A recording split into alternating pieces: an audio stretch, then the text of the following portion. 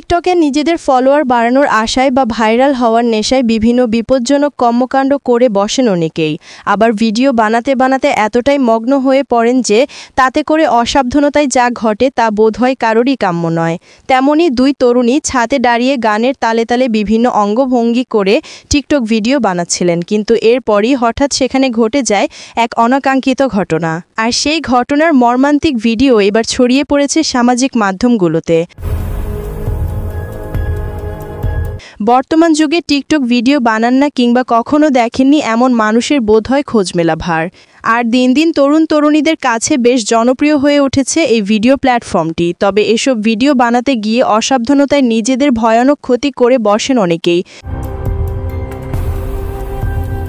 Viral হওয়ার সেই ভিডিওতে দেখা গেছে বিকেলে দুই তরুণী ছাদের কোনায় দাঁড়িয়ে মনের আনন্দে টিকটক ভিডিও বানাচ্ছিলেন, কিন্তু কে জানতো এই ভিডিওই হতে চলেছে তাদের জীবনের শেষ ভিডিও।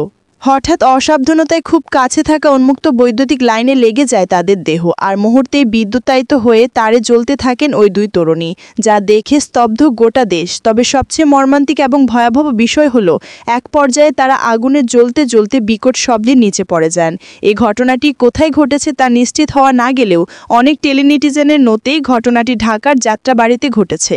এই ঘটনার ভিডিও যিনি ধারণ করছিলেন তিনিও বোধহয় কখনোই ভাবেননি যে হঠাৎ এমন মর্মান্তিক পরিণতির সাক্ষী হতে চলেছেন।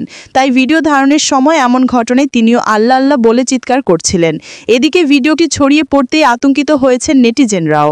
তবে অনেকেই ভিডিওটি নিয়ে উদ্বিগ্ন হয়ে পড়েছেন, আবার অনেকেই ভিডিওটি দেখে আক্ষেপ করছেন। তবে এভাবে বিপজ্জনকভাবে টিকটকে ভিডিও বানাতে গিয়ে যে বিপদে পড়ছেন তা নিয়েও অনেক বিষোদ্গার করেছেন নেটিজেনরা। সাদিয়া ইসলাম, নিউজ ভিএনএন।